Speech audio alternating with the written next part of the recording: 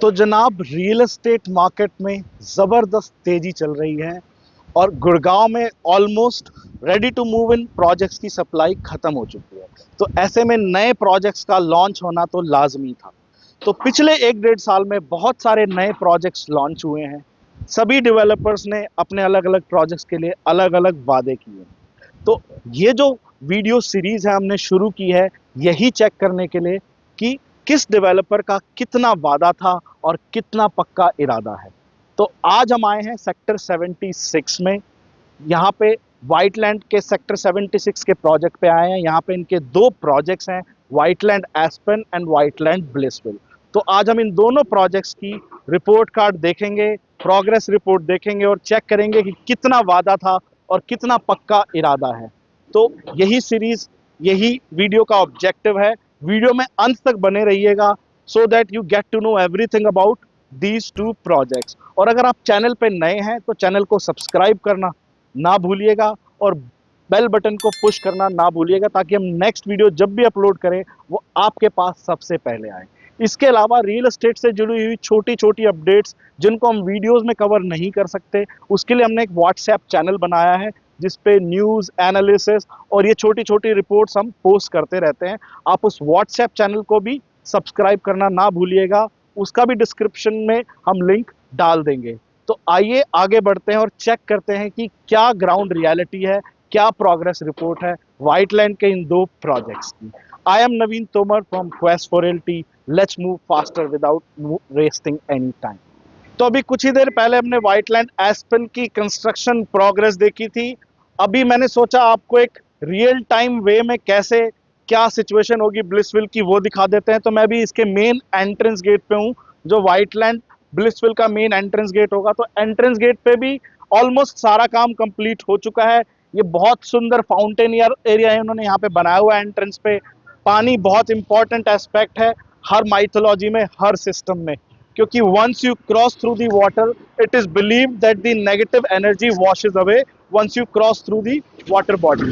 तो ये सिचुएशन यहाँ पे है। अब आगे चलते हैं कि एक्चुअल कंस्ट्रक्शन साइट पे जहाँ पे बहुत सारा एक्शन हो रहा है वहाँ पे क्या सिचुएशन है, क्या कंस्ट्रक्शन स्टेटस है। तो चलिए आगे चलते हैं, चेक करते हैं।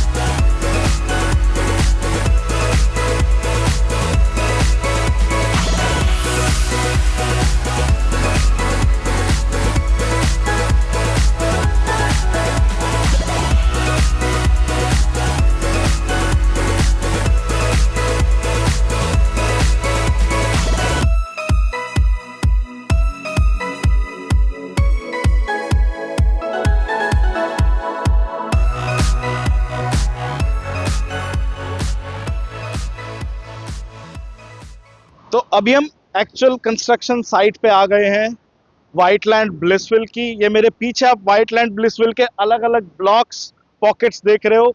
अलग अलग ब्लॉक्स में अलग अलग स्टेज पे कंस्ट्रक्शन है। अगर वो लास्ट में एंड में अगर आप देखोगे तो वहाँ पे 4th फ्लोर तक का जो है काम कंप्लीट हो चुका है। वहाँ पे विंडोज का भी काम शुरू हो गया है और ऊपर छत का काम चालू है।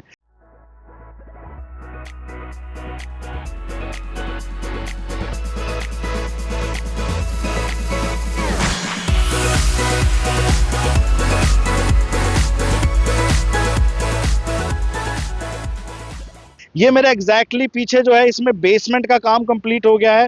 स्टिल्ट, फर्स्ट, सेकंड और थर्ड फ्लोर की भी छत पड़ रही है। इसके बाद 4th फ्लोर और टेरेस पड़ेगी।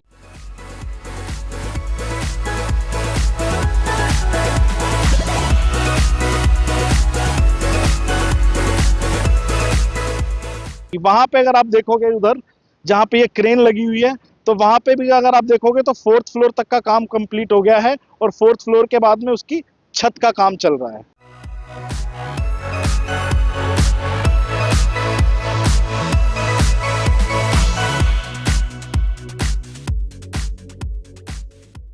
यहाँ पे भी सेम 4th फ्लोर तक का काम कंप्लीट हो गया है।